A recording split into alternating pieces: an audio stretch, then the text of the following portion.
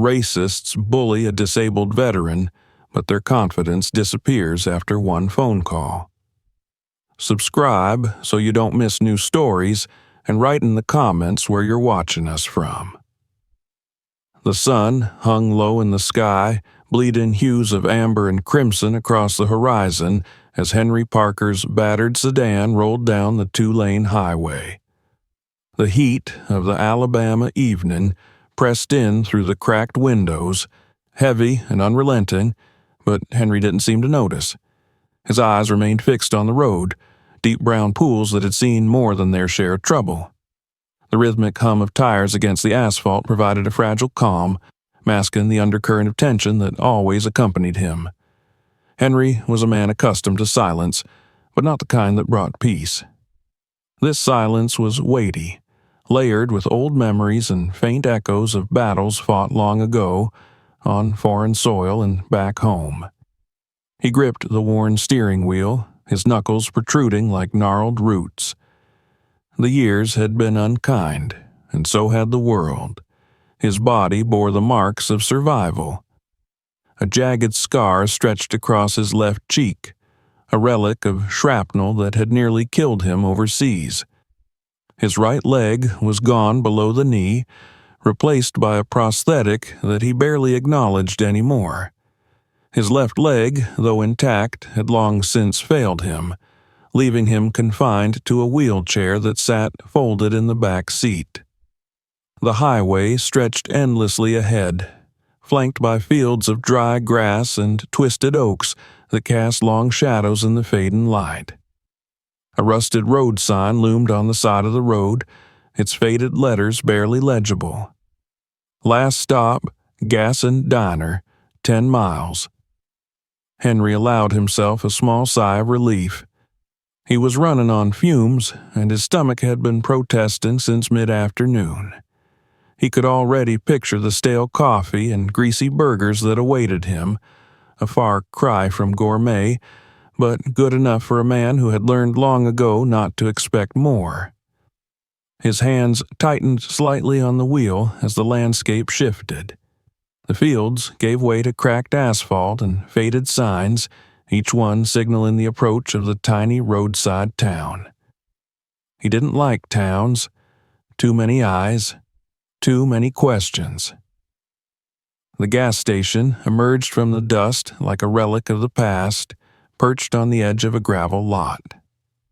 A flickering neon sign buzzed overhead, casting a pale green glow that barely touched the gathering darkness. To the left of the station, the diner stood with its peeling paint and weathered windows. A pair of semi-trucks rested in the lot, their drivers likely inside nursing cups of coffee and plates of fries. Henry pulled into the farthest spot from the door, instinct guiding him to keep distance. He sat there for a moment, letting the engine idle before finally turning the key. The sudden quiet seemed deafening. He reached into the back seat, pulling his wheelchair forward with practiced ease. The metal frame unfolded with a familiar click, and Henry transferred himself into the seat without hesitation. He'd done this enough times that it no longer felt like an inconvenience. But as he rolled toward the entrance of the diner, the sound of engines pierced the stillness. Low and guttural, like the growl of a predator stalking its prey. Henry paused, his gaze shifting toward the road. The motorcycles came in a pack, roaring down the highway before veering sharply into the lot. Dust kicked up around them as they skidded to a stop, their chrome frames glinting in the dying light. There were 6 of them, all clad in black leather and denim, their jackets adorned with patches that screamed trouble. Skulls, Confederate flags, and iron crosses. Symbols that told Henry everything he needed to know. His stomach tightened. He'd seen men like this before, loud, proud, and angry at the world, and more often than not, men like him were the targets of their anger. He kept moving, refusing to look their way. Eye contact was an invitation, and tonight, Henry wasn't in the mood for company. The door chimed softly as he entered the diner, the smell of grease and stale coffee wrapping around him like a blanket. The waitress behind the counter gave him a quick glance but didn't linger. She was young, blonde, and looked like she'd rather be anywhere else. Henry rolled toward the corner booth, positioning himself so that his back was to the wall. Old habits died hard. From here, he had a clear view of the door and the rest of the diner. A plate clattered in the kitchen, and someone cursed under their breath. Henry let his eyes wander, noting the other patrons, a pair of truckers at the counter, heads down over their meals, an older couple sharing a plate of fries near the window. Harmless. But the hum of motorcycles outside lingered in his ears, growing louder as the door swung open. The first biker stepped inside, tall and broad with a shaved head and a beard that hung down to his chest. His leather vest bore the words Iron Fangs in jagged letters, and the Confederate flag stitched across his back left little doubt about his affiliations. Behind him, the others filed in, grimy, tattooed men who looked like they hadn't showered in days. Their laughter was harsh, cutting through the quiet like broken glass. Henry didn't flinch. He'd faced worse. But when the bald man's eyes landed on him, the temperature in the room seemed to drop. "Hey," the man said, his voice carrying the weight of authority, "what do we have here?" Henry didn't respond. He sipped his coffee, letting the silence hang between them. The biker's lips twisted into a grin. "Guess they let anyone in here these days." More laughter followed, and Henry set his cup down with deliberate calm. He'd been here before. Different faces, different places, but the same venom.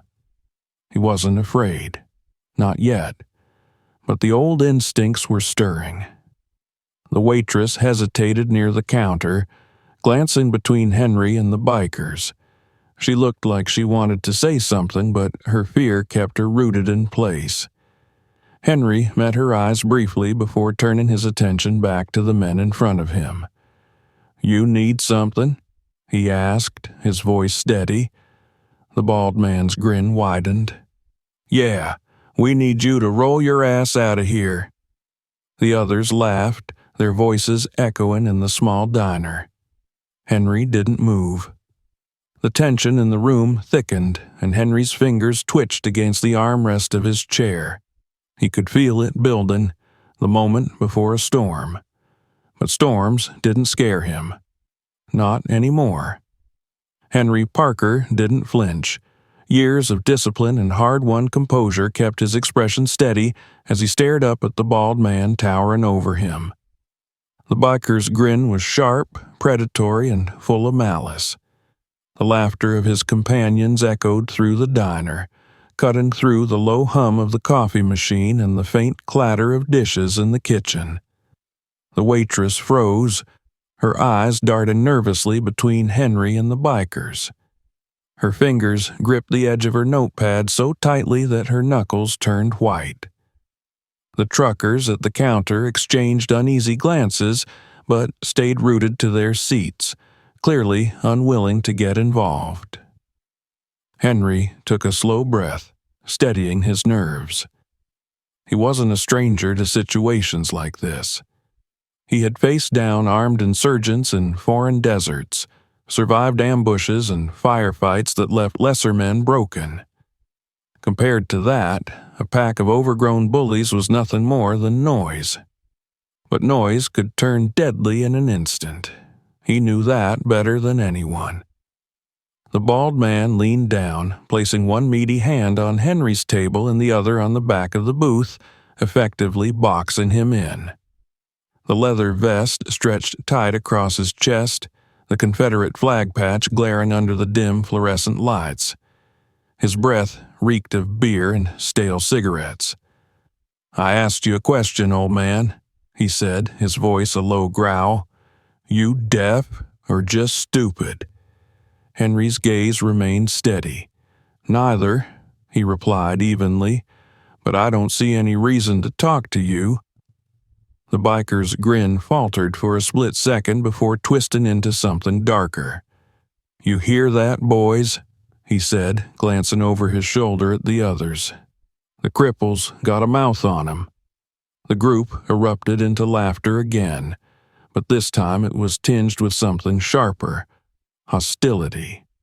They were testing him, probing for weakness, and Henry knew it was only going to escalate from here. He reached for his coffee cup, taking a slow sip before setting it back down.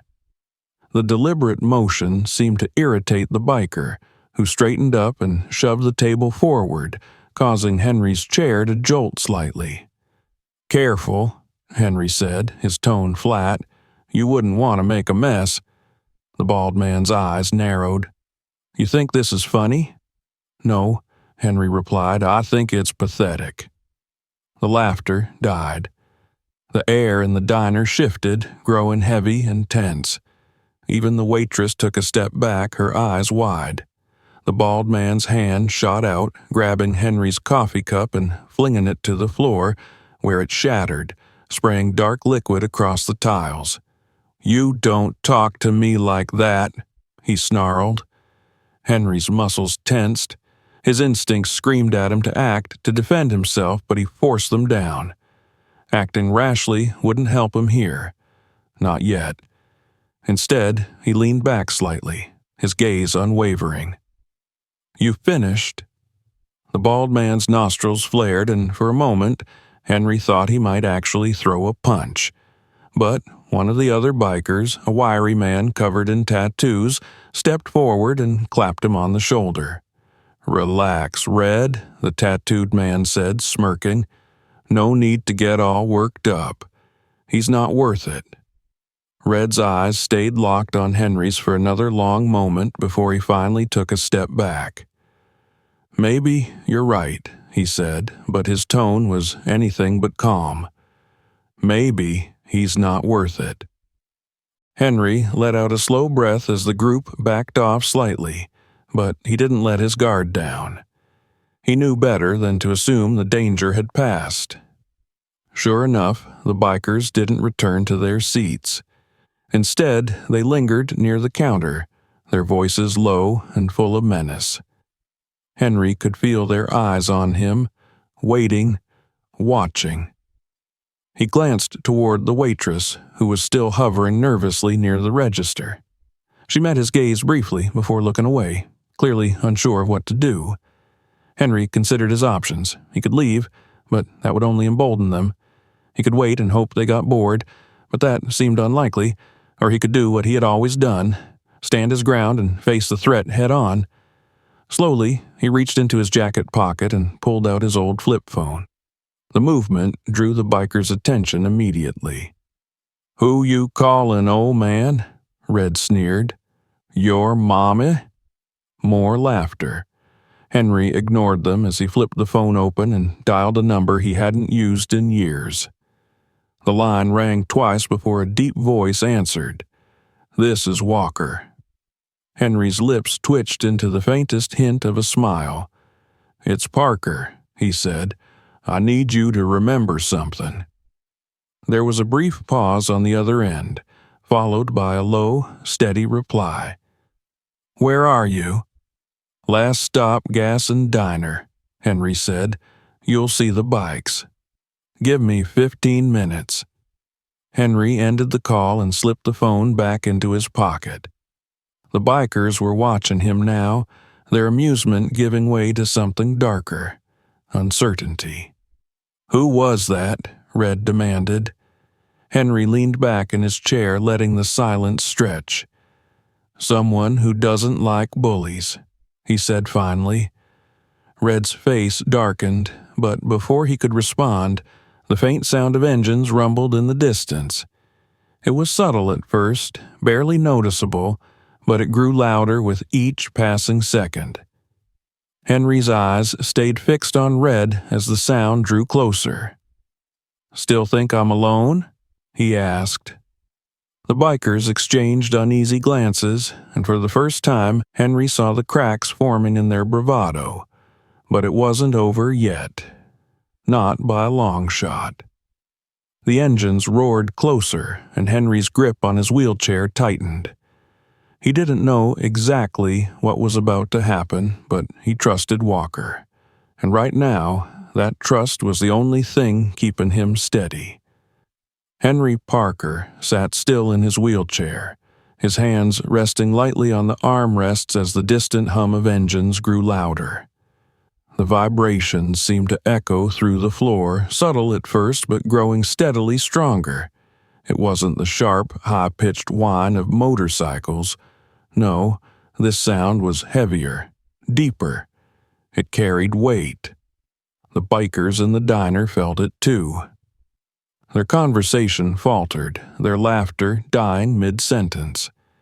Red turned toward the windows, his jaw tightening as the approaching rumble thickened the tension in the room.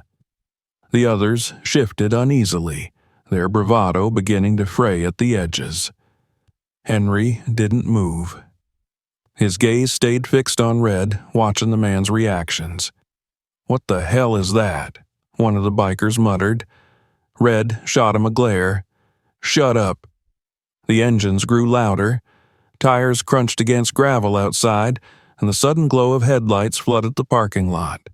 Shadows stretched across the walls of the diner, distorted and looming. Red stepped toward the window, his boots thudding against the linoleum.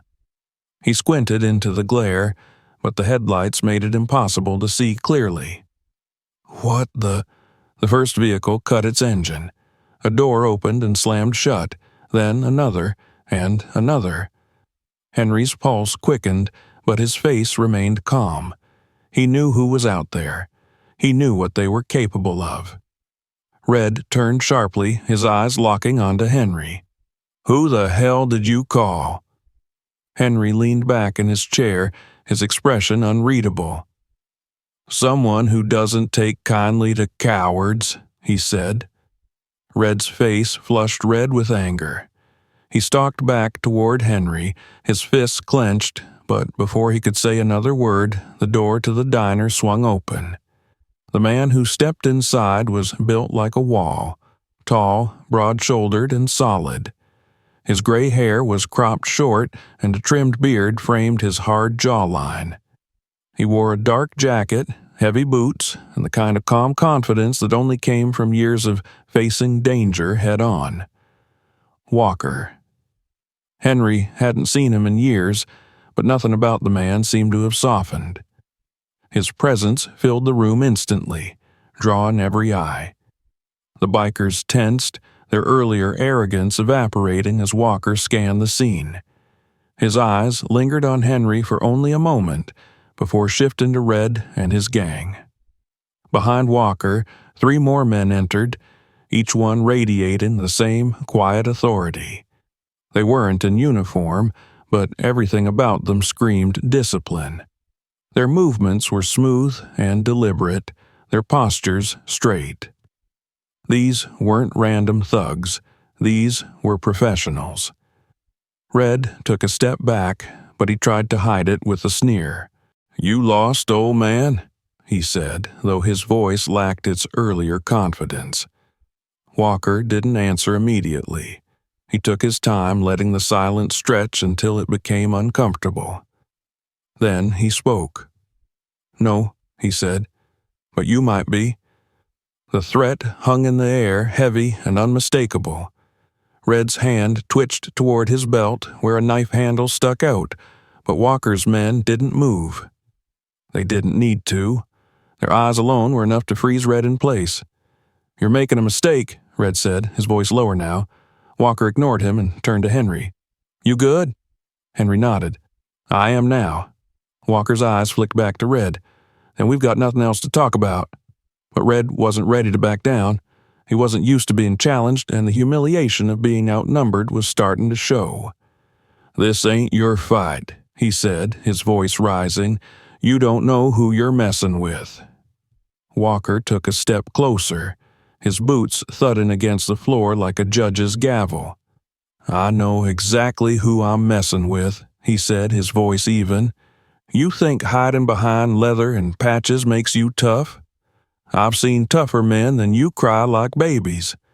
and I've buried tougher men than you in the dirt." Red opened his mouth, but Walker cut him off. "So, here's what's going to happen.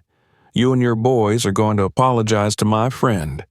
Then you're going to pay for that coffee you spilled and get the hell out of here." Red's face twisted with rage. He looked to his crew for backup, but none of them met his eyes. The fear was spreading through them now as the reality of the situation sank in. "Or what?" Red snapped, though the bravado was fading fast. Walker leaned in slightly, his voice dropping just enough to make it even more menacing. "Or I'll make sure none of you ever ride again." The room went dead silent. Even the waitress stopped moving, her eyes wide as she clutched the edge of the counter. Red swallowed hard. For the first time, he seemed to realize that he was out of his depth. But Henry wasn't finished yet. "You thought I was an easy target," he said, his voice calm but firm. "Because I'm old. Because I'm in a wheelchair. Because I don't look like a threat." He leaned forward slightly. "But you forgot one thing. People like me don't stand alone." Walker's men shifted slightly, the subtle movement enough to send a clear message. They weren't just here to talk. Red's shoulders sagged. He looked at his crew again, and this time he saw the defeat in their faces. "Fine," he muttered. "We're leaving." "Not yet," Walker said. "Apologize." Red glared at him but then turned to Henry. "Sorry," he said, the word dripping with resentment. Henry raised an eyebrow. "Try again." Walker's men took a step closer and Red flinched. "We're sorry," he said, louder this time. The others mumbled their apologies as well, their eyes downcast. Henry nodded. "Good," he said. "Now, go." The bikers didn't need to be told twice. They filed out of the diner, their earlier swagger replaced by quiet humiliation. Walker watched them go, then turned back to Henry. "Still getting into trouble, huh?" Henry smiled faintly. "Trouble has a way of finding me." Walker clapped him on the shoulder. "Well, next time, call me sooner." Henry's smile widened slightly. "I'll keep that in mind." As the engines of the bikers' motorcycles roared to life and faded into the distance, Henry felt the weight of the encounter lift. He wasn't alone. Not then, not now. And as long as he had men like Walker in his corner, he never would be. Henry Parker's fingers rested lightly on the armrests of his wheelchair, his breathing measured as he watched the bikers slink out of the diner and into the parking lot. The low rumble of their motorcycles starting up echoed against the walls, but they didn't leave right away. Instead, the gang lingered, their engines growling like restless predators. Walker and his men hadn't moved, their sharp eyes fixed on the windows, reading every twitch and movement outside. They didn't need to speak to communicate. Their years of experience made them operate as a unit without words. Henry's gaze shifted to Walker, who was standing a few feet away, his arms crossed and his posture relaxed. But Henry knew it was an illusion. Walker was coiled, ready to spring into action if the bikers tried anything. "You think they'll go?" Henry asked, his voice low. Walker didn't look away from the windows. "They're thinking about it," he said. "But guys like that don't like being embarrassed. They might need to save face first." Henry nodded slightly. He'd dealt with men like Red before, men who fed on intimidation and weakness. The fact that they'd been forced to back down wouldn't sit well with them. "They won't do anything while we're here," one of Walker's men added. His name was Jackson, and he looked like he'd been carved out of stone. Broad shoulders, sharp eyes, and a scar that ran from his temple down to his jaw. "They'd be stupid to try," said another, a lean man with a sharp jawline and calm demeanor named Carter. "Stupid's not off the table," Henry muttered. Walker let out a short laugh but kept his focus outside. "True." The waitress approached cautiously, a cup of fresh coffee in her hand. She set it down in front of Henry, her eyes darting nervously to the men outside. "You okay?" she asked softly. Henry gave her a small, reassuring smile. "I'm fine, thank you." She hesitated, clearly wanting to say more but unsure if she should. Finally, she stepped back. "If you need anything, we'll let you know," Walker said, offering her a polite nod. She scurried away, disappearing into the kitchen. The diner fell silent except for the faint hum of the jukebox in the corner, which struggled through an old country tune that nobody was listening to. Outside, the bikers continued to loiter. One of them kicked at the gravel, another paced back and forth, occasionally glancing toward the diner. Red stood with his back to the window, his arms crossed and his jaw tight. "They're waiting for us to leave," Carter said quietly. Walker grunted. "Let them wait." But Henry could feel the tension mounting. The longer they stayed, the more unpredictable the bikers would become. Men like that thrived on control, and right now they had none. "They're not going anywhere," Jackson muttered. "You can see it in their body language." "Yeah," Walker said, "they're trying to work up the nerve to do something stupid." Henry's hands tightened slightly on the armrests. He'd seen enough violence in his life to know how quickly it could spiral out of control. These men weren't soldiers. They were cowards playing at toughness. But desperation could make even cowards dangerous. "We need to defuse this before it blows up," Henry said. Walker turned to him, his expression unreadable. "You got something in mind?" Henry nodded. "I want to talk to Red." Jackson frowned. "Talk? After all that?" "Talking's not going to fix this," Carter added. Henry shook his head. "It's not about fixing it. It's about giving him a way out.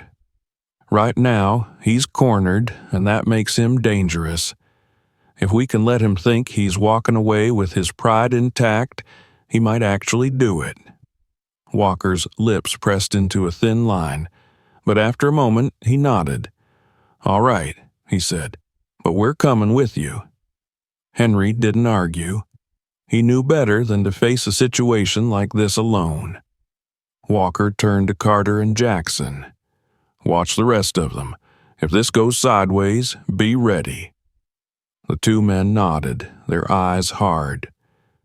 Henry rolled his chair toward the door, and Walker stepped ahead of him, pushing it open and stepping outside first.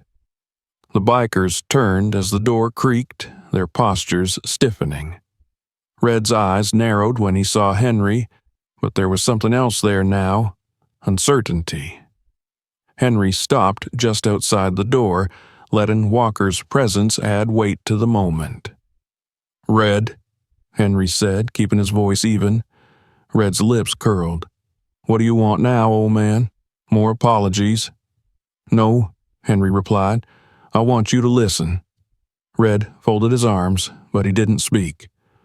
"You messed up tonight," Henry continued. "You saw someone you thought was weak, and you tried to use that to make yourself feel bigger." Red's jaw tightened. "You don't know anything about me." "I know enough," Henry said. "I know what it's like to be underestimated. I also know what it's like to make mistakes. But this doesn't have to get worse." Red glanced at the other bikers who were watching closely, their uncertainty mirroring his own. "You want me to just walk away?" Red said, his voice laced with bitterness. "Yes," Henry replied, "because the alternative is something you don't want." Red's eyes flicked to Walker and his men, and for the first time Henry saw the fear behind the bravado. After a long pause, Red spat on the ground and turned away. "Let's go," he barked at his crew. The others hesitated for only a moment before following him to their bikes. Engines roared to life, but they didn't linger this time. One by one, they rolled out of the lot and onto the highway until the sound of their departure faded into the night. Henry let out a slow breath, his body finally relaxing. Walker stepped closer, his expression unreadable. "You took a risk," he said. Henry smiled faintly. "It paid off?" Walker nodded. "Yeah, this time." They stood in silence for a moment, watching the empty road. Then Walker turned back to the diner. "Come on," he said. "Coffee's getting cold." Henry followed, but as he rolled through the door, he couldn't shake the feeling that it wasn't over yet. Red might have left tonight, but men like him didn't forget humiliation, and Henry knew better than to let his guard down. The night outside the diner had grown darker, the last traces of daylight swallowed by the horizon. The headlights of the departing motorcycles had long since vanished, leaving behind an uneasy stillness that clung to the air. Henry Parker sat at his usual corner booth, his coffee untouched and cooling. The tension that had filled the room moments earlier had dissipated, but it left a residue, a faint pressure against the back of his mind. Walker stood near the window, arms crossed, his sharp gaze scanning the parking lot. The rest of his team remained seated, but their postures hadn't relaxed. Jackson leaned against the counter, his scar catching the light every time he shifted. Carter was closer to the door, his focus steady, his shoulders squared as if expecting trouble. Henry's fingers traced the rim of his cup as he studied them. They hadn't changed much, not really.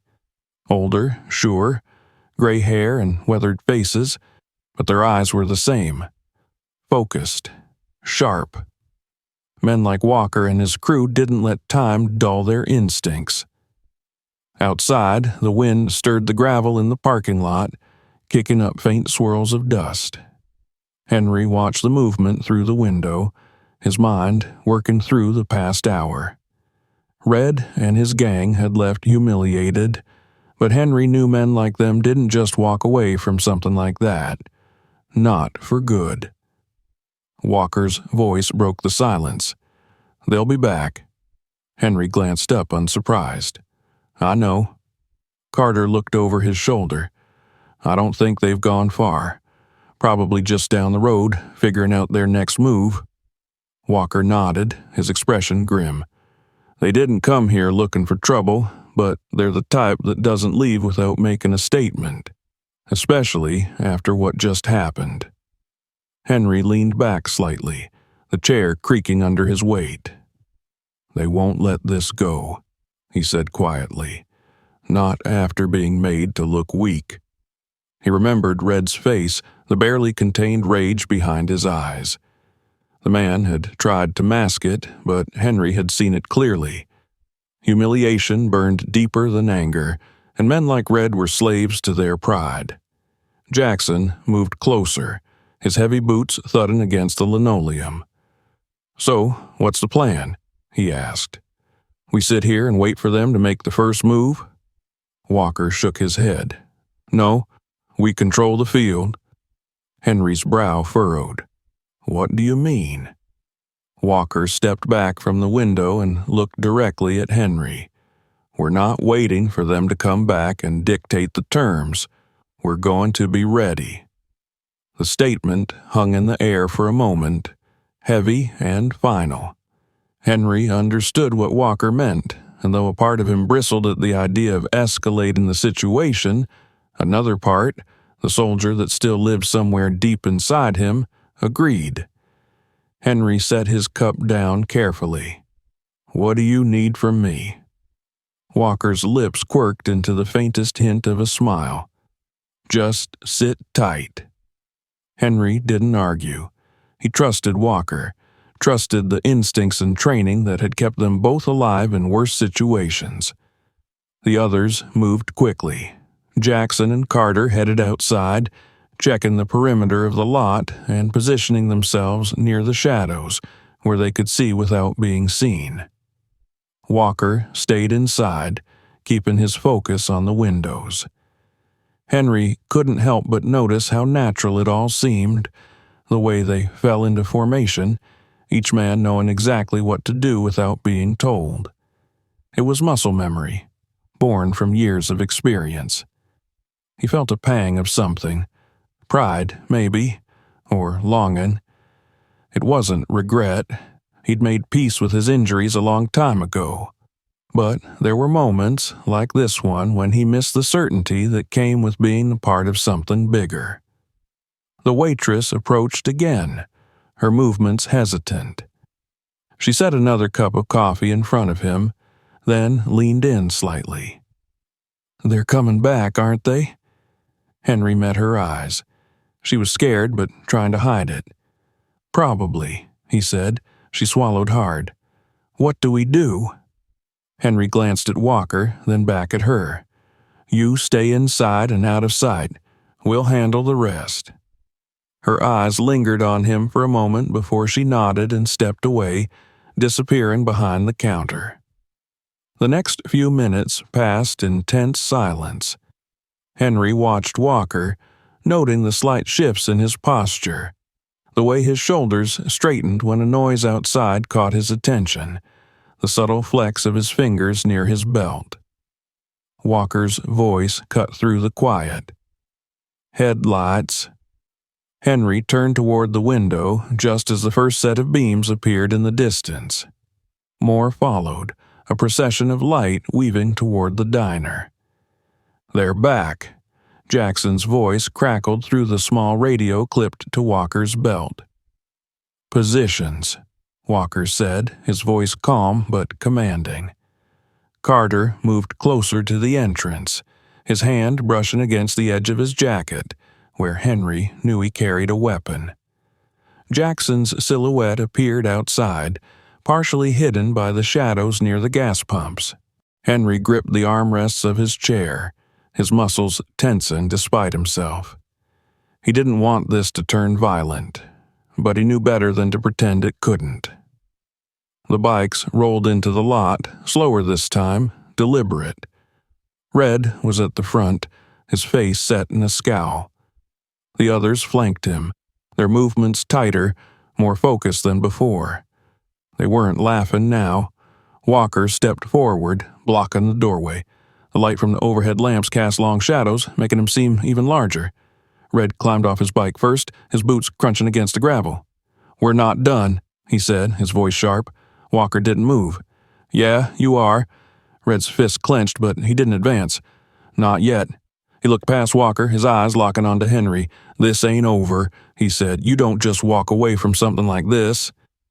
Henry leaned slightly forward, meeting Red's glare without flinching. "You already did." The words hit their mark. Red's face darkened, but Walker stepped in again, cutting him off before he could respond. "Walk away," Walker said, his voice low and steady, "or you won't be able to next time." The threat hung in the air, thick and heavy. Red's eyes darted between Walker and his men, and for the first time, Henry saw the hesitation. But hesitation wasn't surrender. Red spat on the ground. "This isn't over," he said again. Walker didn't reply. He didn't need to.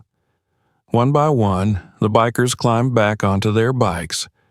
Engines roared to life, but this time there was no theatrics, no revving, no shows of dominance. They left as quietly as they could, disappearing back into the night. Henry let out a slow breath, but his hands stayed tight on the armrests. "This isn't over," he repeated softly, echoing Red's words. Walker looked down at him. "No," he said, "it's not." The hum of motorcycle engines faded into the night, leaving only the distant echo of exhaust pipes rattling against the stillness.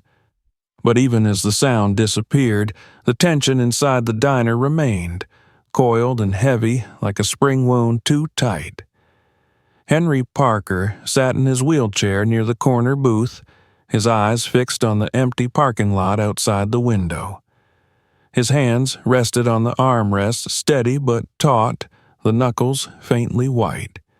The echo of Red's final words, "This isn't over," lingered in his ears, circling like vultures. Across the room, Walker stood near the door, his broad frame blocking the faint glow of the streetlights outside. He didn't move, didn't speak, he didn't have to. The set of his shoulders and the sharp focus in his eyes said everything. Carter and Jackson flanked him, both men still alert. Jackson's scarred face was hard as stone, his hands loose at his sides but ready to move in an instant. Carter leaned slightly against the wall, casual on the surface, but Henry had seen the way his eyes tracked every movement. These men weren't relaxing. They were calculating. Walker finally turned, breaking the heavy silence. "They're not leaving it alone." It wasn't a question. It was a statement of fact. Henry nodded. "I know." Walker stepped closer, lowering his voice. "They've got numbers. Maybe not enough to win, but enough to cause damage. They're not going to take this line down." "They can't afford to," Henry said, "not after the way they left." Humiliation was gasoline to men like Red, fuel for reckless decisions and desperate moves. Henry had seen it before, both in war zones and back home. Men who felt cornered didn't think straight. They lashed out, trying to reclaim the power they'd lost, no matter the cost. Walker shifted his weight slightly, his eyes narrowing. What's their next move? Henry considered the question, his mind working through possibilities. "They'll come back," he said finally. "But not right away. Not while you're still here. They'll wait until they think we're vulnerable." Jackson stepped closer. "Then let's not give them that chance." Carter nodded in agreement. "We need to shut this down before they regroup." Henry exhaled slowly. He didn't like it, but he knew they were right. This wasn't over, not until the threat was neutralized. Walker looked down at him. "You up for this?" Henry met his gaze. "Always." Walker's lips twitched in what might have been a smile, but it was gone in an instant. "Let's move." The parking lot was empty, but the scattered patches of gravel and cracked asphalt seemed more ominous in the dim light. Henry rolled his wheelchair toward Walker's SUV, his movements smooth and practiced. Walker and the others moved around him, checking shadows and scanning the horizon. Carter opened the back door, stepping aside to help Henry transfer into the seat. Henry waved him off. "I've got it." Carter hesitated, then nodded, stepping back as Henry lifted himself into the seat and folded his chair. Walker climbed into the driver's seat, while Jackson and Carter took positions in the other vehicles. The convoy rolled out of the lot in tight formation, headlights cutting through the darkness. The road stretched ahead, empty and silent, but no one relaxed. "Where do you think they went?" Carter's voice crackled over the radio. Walker kept his eyes on the road. "There's a bar about 5 miles down. Hole-in-the-wall place. They've probably holed up there to lick their wounds." Henry shifted slightly, his gaze fixed on the road ahead. "And plan their next move." A squat, weathered building with flickering neon lights and motorcycles lined up outside. A low murmur of voices and music spilled through the open door, faint but sharp against the quiet outside. Walker pulled the SUV to a stop just short of the lot, the others parking behind him. He killed the engine and turned to Henry. "Stay here." Henry raised an eyebrow. "You think I can't handle myself?" Walker's expression softened, but only slightly. "I think you've got nothing to prove." Henry held his gaze for a moment, then nodded. "All right." Walker turned to Carter and Jackson. "Let's keep this clean." They moved as one, stepping out of the vehicles and closing the doors softly. Henry watched as they crossed the lot, their movements deliberate and controlled. Empty beer bottles littered the surface, and the air was thick with smoke and sweat. Red's face was flushed, his jaw tight as he leaned forward, barking orders at the others. "They made us look like fools," he spat. "We can't let that stand." One of the others shifted nervously. "They had numbers, Red. Those guys weren't messing around." Red slammed his fist on the table. "I don't care. You think I'm going to let some cripple and his army buddies make us look weak?" The door swung open. Walker stepped inside first, his presence immediately silencing the room. Carter and Jackson flanked him, their eyes scanning the crowd. Red stood, his chair scraping loudly against the floor. "What the hell is this?" Walker didn't answer right away. He took his time, letting the weight of his presence fill the space. "This ends now," he said finally. Red's face darkened. "You don't get to tell me what ends." Walker took a step closer. "I just did." Red's hand twitched toward his belt, but Walker didn't move. "You really want to do this?" Walker said, his voice low. "Because I promise you, it won't end well." The room held its breath. Then one of Red's men, one of the younger ones, stood abruptly. "I'm out." Red turned, his face twisting in disbelief. "What?" "I'm done." The younger man pushed back his chair and walked toward the door. Another followed, and then another. Red's fury grew, but as his men abandoned him one by one, the fight drained from his posture. Walker stepped closer. "Apologized to Parker." Red's jaw clenched, but the fight was gone. "I'm sorry," he said, his voice barely above a whisper. Walker leaned in. Louder. "I'm sorry." The words hung in the air. Satisfied, Walker turned and walked out, leaving Red standing alone. Henry stared out the window, the tension in his shoulders finally easing. The fight was over. For now. Walker glanced at him. "You good?" Henry nodded. "I am now."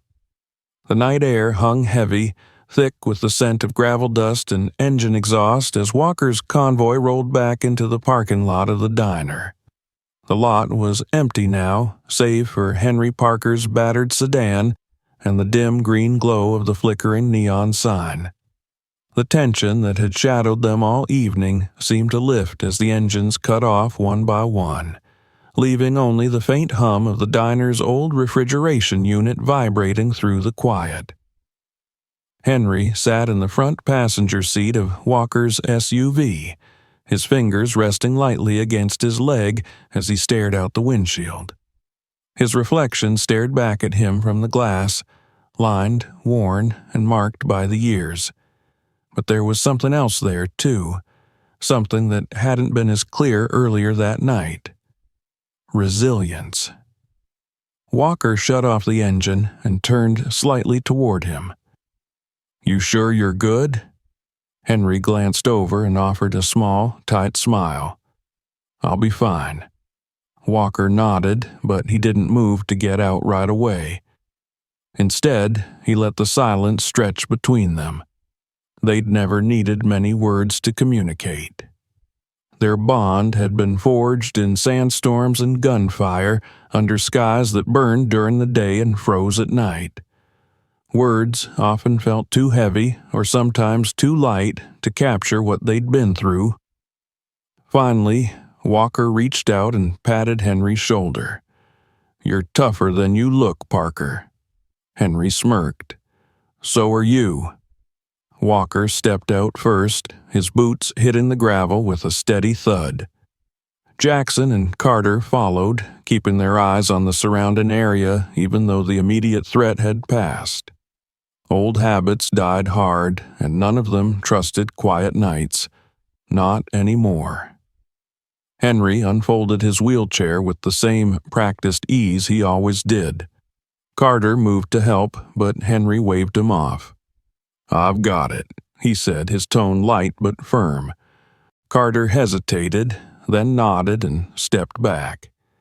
Henry maneuvered himself into the chair and rolled toward the diner, feeling the weight of the night settle into his shoulders as the door chimed softly to announce his entrance. Inside, the atmosphere had shifted. The tension from earlier had drained away, leaving behind the low murmur of conversations and the faint clink of silverware against plates. The truckers were still there, but now they gave Henry small nods of acknowledgement instead of nervous glances. The waitress, whose name tag now registered in Henry's mind as Nancy, approached almost immediately, her face a mixture of relief and lingering concern. "Everything okay out there?" she asked, her voice quieter than before. Henry smiled, this time more genuinely. "Yeah," he said. "Everything's fine now." Nancy exhaled, the tension she'd been carrying finally leaving her shoulders. "Good," she said, "because for a minute there I thought—" She trailed off, shaking her head. Henry didn't push her to finish. He knew what she meant. He'd thought the same thing. "Your usual?" she asked. "Please."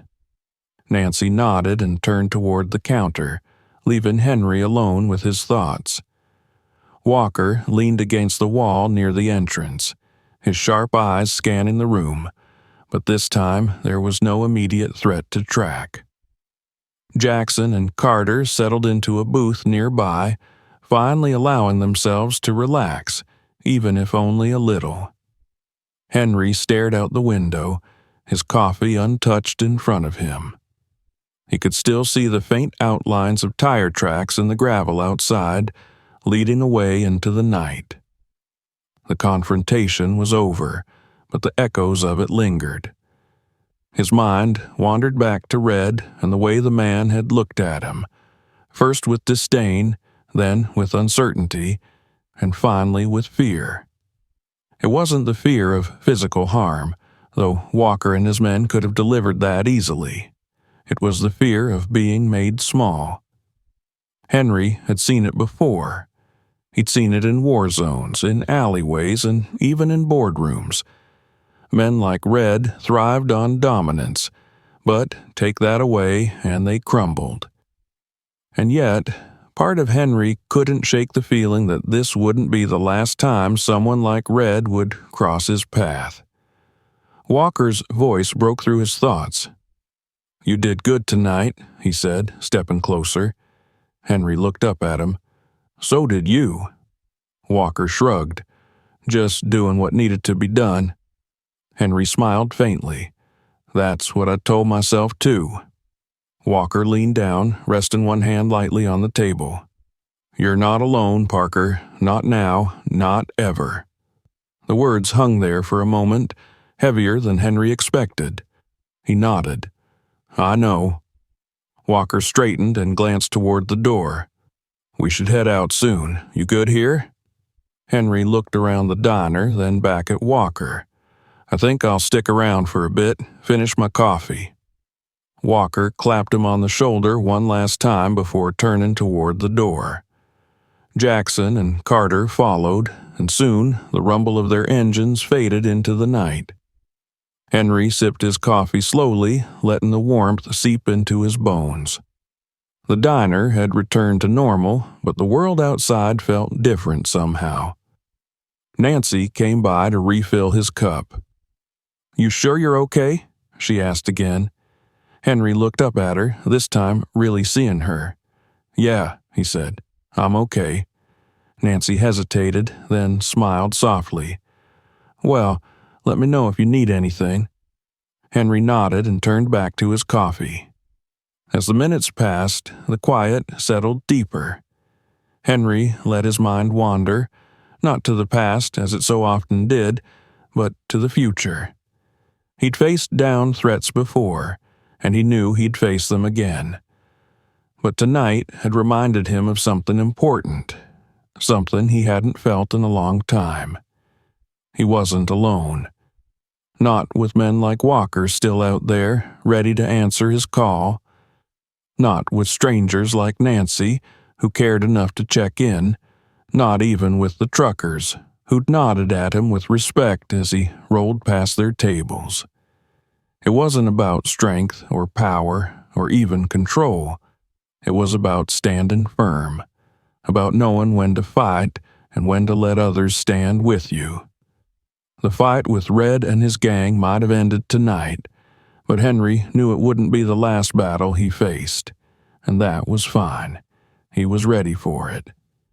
He took another sip of coffee and let the warmth spread through him. For the first time in a long time, Henry felt at peace. Thank you for watching. If you like this story, support the channel. Subscribe so you don't miss new videos. Share this video with your friends and leave your thoughts in the comments. Check out our other stories. There are many more exciting stories to come.